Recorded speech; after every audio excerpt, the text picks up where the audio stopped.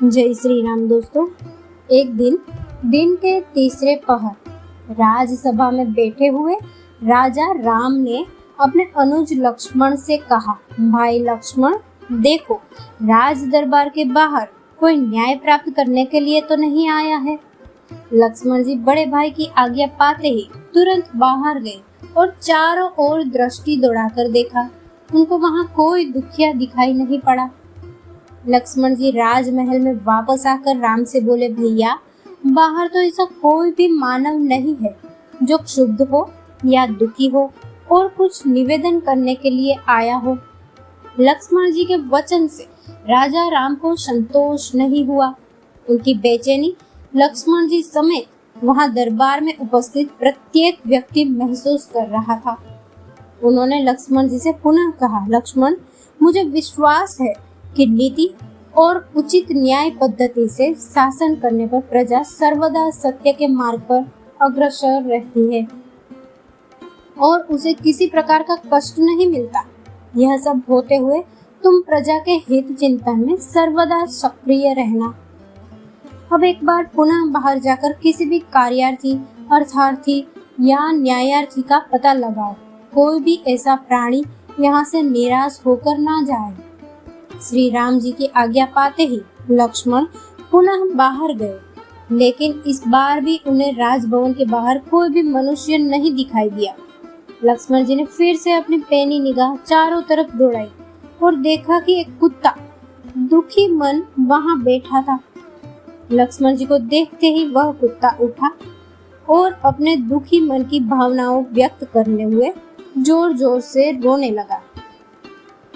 उन दिनों राजा, राजघराने के लोग, राजकाज देखने वाले अधिकारी तथा विद्वान लोग पशु और पक्षियों की भाषा जानते थे। वे उनसे बात भी कर सकते थे। पशुओं की भाषा के ज्ञाता लक्ष्मण जी ने उस कुत्ते से रोने का कारण पूछा। हे सारमेय, तुम क्यों दुखी हो? तुम्हें किसी ने प्रताड़ित किया है या तुम्हारा कौन सा कार्य नहीं हो पा रहा है? निर्भय होकर कहो। लक्ष्मण जी का आश्वासन प्राप्त करके कुत्ता बोला, प्रभु, समस्त जीवों के रक्षक, प्रशस्त कर्म करने वाले राजा राम से मुझे कुछ निवेदन करना है। कुत्ते की बात सुनकर लक्ष्मण जी ने उस कुत्ते से कहा, आओ मेरे साथ। राज्यसभा में प्रवेश करने के पहले लक्ष्मण जी ने कुत्ते से कहा कि सारमेय, राजा राम के सम्मुख जो कुछ कहना सत्य सत्य कहना। लक्ष्मण जी की बात सुनकर कुत्ता ठिठका और उसने कहा, नाथ, देव मंदिर, राजभवन तथा ब्राह्मण, अग्नि, इंद्र, सूर्य आदि के निवास स्थान पर मेरे जैसे जीवों का जाना उचित नहीं होता।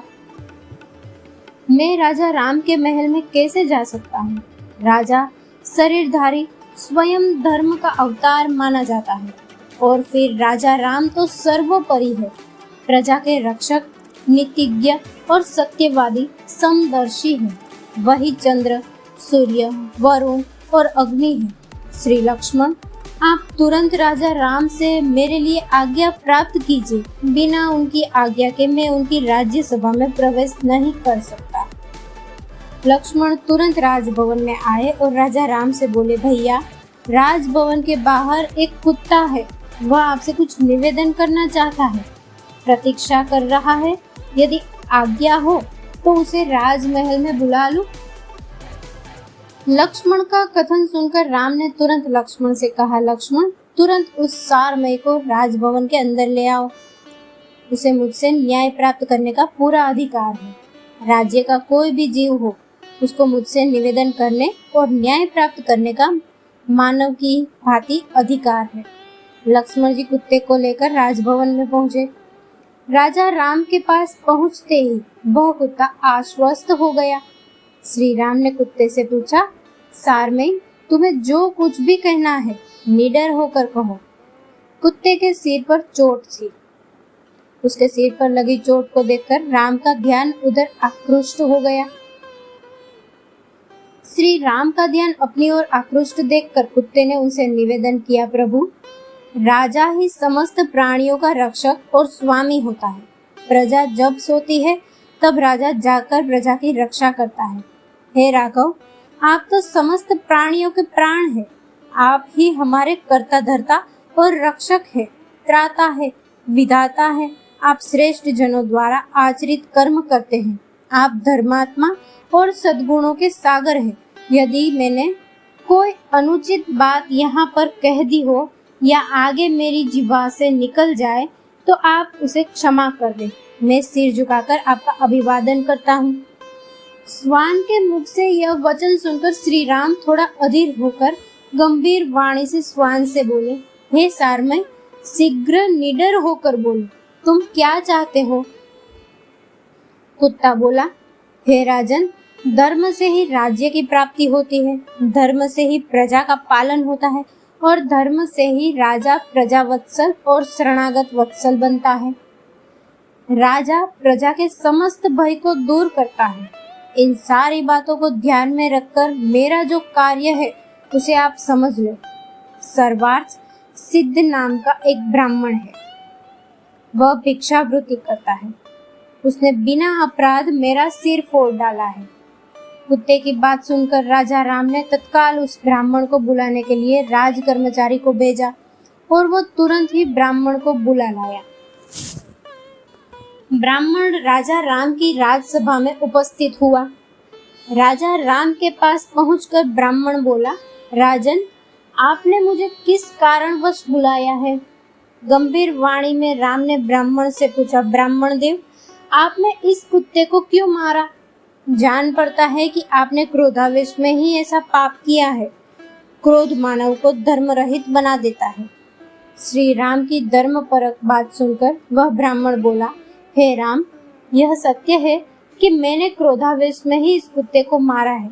मैं उस समय भिक्षा के लिए भ्रमण कर रहा था। यह कुत्ता बीच मार्ग में बैठा था। सुबह से भिक्षा उस समय तक नहीं मिली थी, अतः मैं कुछ खिन्न था। मुझे भूख भी लगी थी। मैंने इसे मार्ग में से हट जाने को कहा, किंतु यह मार्ग से नहीं हटा। मैं भूखा तो था ही, क्रोध आ गया मुझे और उसी क्रोध में मैं इसे मार बैठा। मैं अवश्य दोषी हूँ और इसे स्वीकार करता हूँ। इस अपराध का आप जो भी दंड देंगे वो मुझे स्वीकार्य होगा। आपसे दंड पाने के बाद मुझे नरकगामी होने का भय नहीं रहेगा। ब्राह्मण की ये बात सुनकर राजा राम अपने सभी सभासदों से पूछने लगे, इस ब्राह्मण को क्या दंड दिया जा सकता है? उस समय राम की सभा में कुलगुरु वशिष्ठ ऋषि, भृगु ऋषि, कुत्स, अंगिरा आदि श्रेष्ठ विद्वान उपस्थित थे। सबने अपना अपना निर्णय सुनाया। लगभग सभी का निर्णय यही था कि राजन, ब्राह्मण अवध्य होता है, किंतु आप यह भी जान ले कि राजा शासक तो होता ही है, सबका शिक्षक भी होता है। आप स्वयं परमात्मा के अंश है, शरणागत वत्सल है। उस दिव्य सभा में सभासदों के मनोभाव को जानकर वो कुत्ता अचानक ही बीच में ही बोल पड़ा, हे राजन, यदि आप मुझ पर प्रसन्न हैं तो कृपा करके आप मेरी मनोरथ सिद्ध करें। आपने पहले ही मुझे आश्वस्त कर दिया है। हे प्रभु, आप इस ब्राह्मण को कालिंजन के मठ का महंत बना दीजिए। कुत्ते के मुख से ऐसी बात सुनकर राम मुस्कुराए, लेकिन बाकी सभा चकित थी। दंड के रूप में कालिंजर का मठाधीश बनाए जाने के अनुरोध का रहस्य वहां कोई नहीं जान सका। सभासदों के आश्चर्य के बीच अकेले राम के चेहरे पर मुस्कुराहट थी। कुत्ते की मांग को पूरा कर दिया गया। ब्राह्मण की इस दंड से प्रसन्न हुआ। नित्य की भिक्षावृत्ति से उसे छुटकारा मिला। ब्राह्मण को हाथी पर बैठाकर विदाई दी गई, क्योंकि उस काल की परंपरा में यही नियम था। ब्राह्मण की प्रसन्नता का ठिकाना ना रहा। वशिष्ठ आदि मुनि गंभीर होकर बैठे थे। कुछ सभासद कुत्ते की मांग का परिहास उड़ा रहे थे। वे मुस्कुराते हुए अपने राजा राम से पूछे, महाराज, ब्राह्मण को तो दंड के बदले वरदान मिल गया, ये कैसा न्याय था? श्री राम ने विनोदपूर्ण स्वर में कहा, प्रतीत होता है कि आप लोगों को यह रहस्य समझ में आया ही नहीं। अब आप लोग इस ज्ञानी श्वान से ही यह रहस्य को समझिए। राम ने स्वयं उस कुत्ते से कालिंजर की महंती का रहस्य समझाने को कहा। कुत्ते ने बताना शुरू किया, हे राजा राम, पूर्व जन्म में मैं उसी कालिंजर के मठ में मठाधीश था। मैं मठ में स्वादिष्ट और सुगंधित पदार्थ खाता और दूसरों को भी खिलाता था। मैं नित्य देवों का पूजन भी करता था, अपने अधीनस्थ जनों का पालन भी करता था। मैं समस्त कार्य में धर्म और नीति को महत्व भी देता था। इतना करने पर भी मुझे कुत्ते की योनि में जन्म लेना पड़ा, लेकिन उन अच्छे आचरणों के कारण मेरे पूर्व जन्म का ज्ञान मुझे बना रहा। कुत्ता कहता ही गया, हे महाराज, ब्राह्मण तो क्षमाशील, जितेंद्रिय और दयालु होते हैं, किंतु यह ब्राह्मण तो अत्यंत क्रोधी है, धर्म शून्य, अहितकर, हिंसक स्वभाव का और मूर्ख भी प्रतीत होता है।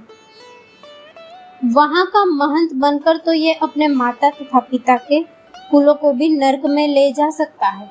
हे राजन, चाहे कैसी भी स्थिति क्यों न आ जाए, ज्ञानी मनुष्य को किसी भी स्थान की महंती स्वीकार नहीं करना चाहिए। हे प्रभु, जिसको बंधु बांधवों सहित नरक में भेजना हो, उसे देव, गौ और ब्राह्मण के अधिष्ठान का महंत बना देना चाहिए। हे सर्वज्ञ, जो देव, बालक, स्त्री तथा ब्राह्मण के लिए अर्पित धन हो वो स्वयं भोगता है, वह निश्चय ही नरक में जाता है या नरक तुल्य कष्ट भोगता है। कुत्ते की बात सुनकर राजा राम गदगद हो गए और कुछ विस्मित भी हुए, लेकिन सारी सभा स्तब्ध थी। इस रहस्य का उद्घाटन करने के बाद वह कुत्ता जहाँ से आया था वहीं चला गया। कुछ समय पहले कुत्ते के न्याय का परिहास करने वाले सभासद अब मौन थे।